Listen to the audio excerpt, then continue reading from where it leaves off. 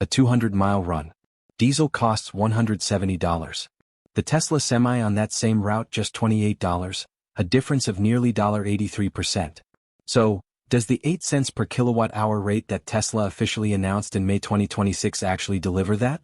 In April 2026, the 1.7 million square foot factory in Nevada officially began shipping vehicles. Major fleets, including PepsiCo and DHL, have been running the Semi in live commercial operations, and the savings figures are reaching $72,000 per truck per year. Is this the moment the diesel era truly ends? In this video, I will run the real numbers and make real comparisons without taking sides. Let's dive right in. I want to open with a very practical question. If you own a trucking fleet, what you look at every morning is not Tesla's technical specifications or its press releases. You look at a single number. How much does it cost to run 1 mile today? And that is precisely why May 1, 2026 matters as much as it does. Tesla has officially announced its commercial charging rate under the Semi-Charging for Business program. 8 cents per kilowatt-hour inclusive of all maintenance costs. Not a pilot rate, not a limited time offer.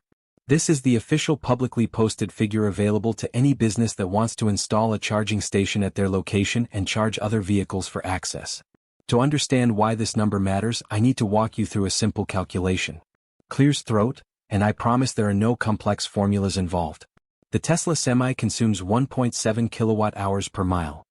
Multiply by 8 cents and the electricity cost per mile comes to approximately 14.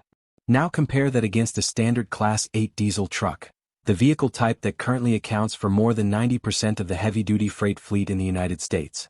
Diesel averages 6.5 m per gallon. At the national average diesel price of $311 per gallon in May 2026, the fuel cost per mile is 48. Diesel is more than 3 times more expensive on fuel alone. A fleet running 100,000 m per year, a completely ordinary figure for a fully operational commercial truck, saves $34,000 per year from this single item alone. And that is only the first part of the story. The second part is where things become truly interesting and where diesel manufacturers would prefer you not to look.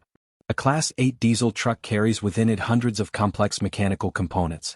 Turbochargers, EGR emissions control systems, DEF tanks, multi-speed transmissions, radiators, fuel filters, and engine oil requiring periodic changes. Each has its own service life. Each has its own replacement cost, and each has the potential to fail mid-route at exactly the moment you are hauling freight that needs to arrive on time. Average annual maintenance costs for a Class 8 diesel truck range from $15,000 to $25,000. That is real money paid in real terms with no way around it.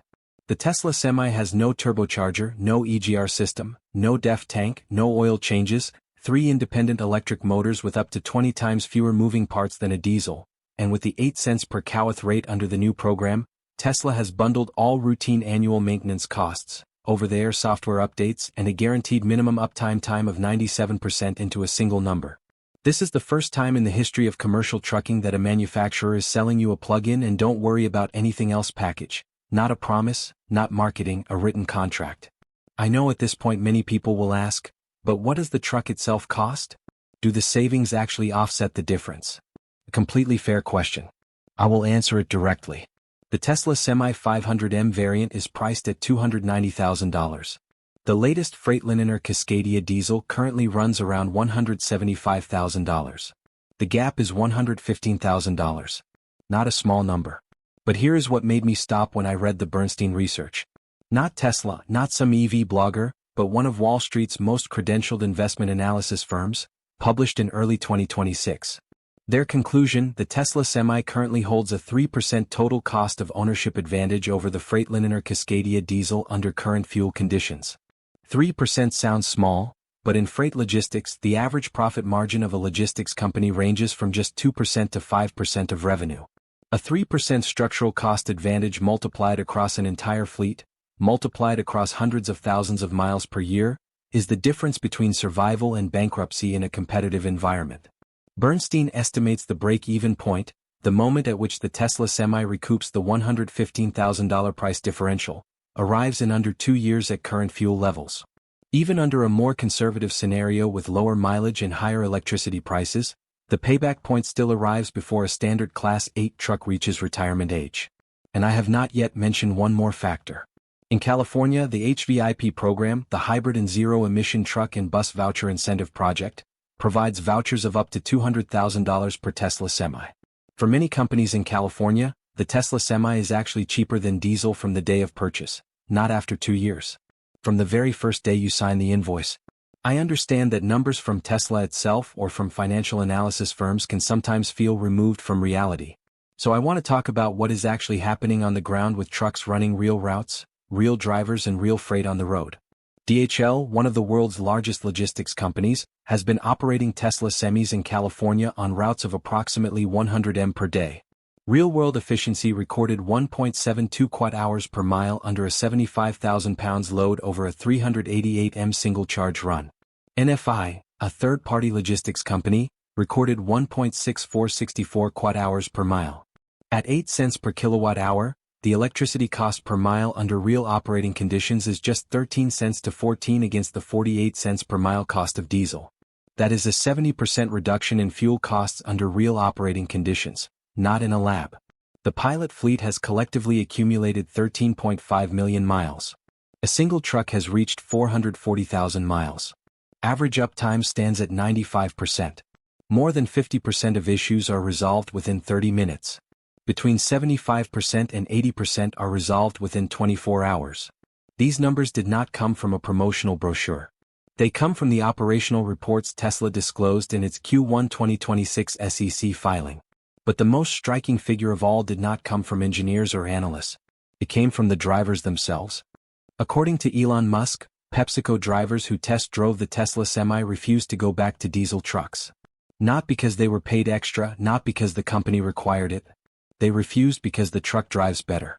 A center seat position offering a 180 degrees field of view, no vibration, no noise, and a 0 to 60 miles per hour acceleration under full load, faster than most standard passenger cars. When drivers, the most technology-skeptical group in any industry, do not want to go back to their old equipment, that is a stronger signal than any table of data. I want to pause here and talk about the strategy behind the 0.08 figure because this is the part that most Tesla Semi coverage skips over. And I think it is genuinely interesting when you step back and see the full picture. 8 cents per kilowatt-hour is 20% lower than the 10 cents per kilowatt-hour Tesla charges under the Supercharger for Business program for passenger vehicles.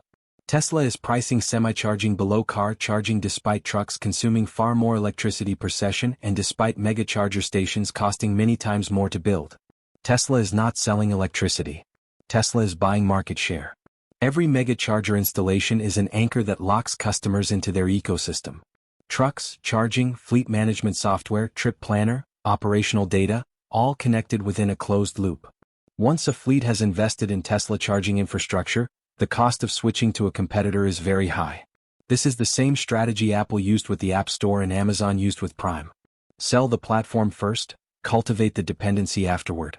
And this time Tesla is applying it to a freight industry worth trillions of dollars. But I want to be honest about one important point because if I only say positive things, this is no longer analysis. It is advertising.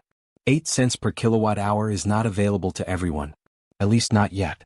The 8-cent rate is what Tesla charges revenue-generating locations, meaning public charging stations where the site owner charges other vehicles to use them. If you are only charging your own fleet internally at a depot, the electricity rate you actually pay will depend on your local commercial utility contract, which may be higher or lower than 8 cents depending on the state and the time of charging. The charging infrastructure also remains very thin. As of May 2, 2026, only 2 public mega charger stations are operational across the entire United States.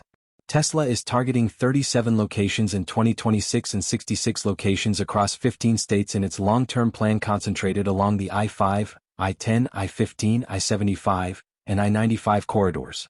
Compare that against 145,000 diesel fuel stations nationwide. 4 small fleet owners running routes outside the main corridors, the Tesla Semi is not a practical option right now. This is a truth I think it is important to say directly. The Base Charger, a newly announced 125 kilowatts overnight charging product priced at $40,000 for 2 units, designed for depot charging, is also not scheduled to ship until early 2027. If you want to install a charging station today, the only available option is the $188,000 mega charger. A significant upfront investment for small and medium-sized businesses. These limitations do not invalidate the overall picture, but they make clear that the Tesla Semi in 2026 is the right answer for a specific customer profile. Large fleets running major corridors with the capacity to absorb substantial upfront costs. For everyone else, this is the story of the next 2 to 3 years as infrastructure gradually fills in. On April 29, 2026, 3 days before the 8-cent per kilowatt-hour program launched, Tesla announced the first Semi to roll off the mass production line at its Nevada factory. It was no coincidence that these two events occurred 3 days apart. Tesla is deploying vehicles and charging infrastructure at the same time. A clearly calculated move. You cannot sell electric trucks without charging stations. You cannot sell charging stations without electric trucks. This is the chicken and egg problem that every electric vehicle manufacturer has historically faced. And Tesla is solving it by doing both simultaneously. The production target is $50,000 vehicles per year. If achieved, that represents $14 billion in annual revenue from a single product line. But the number that speaks most clearly is this.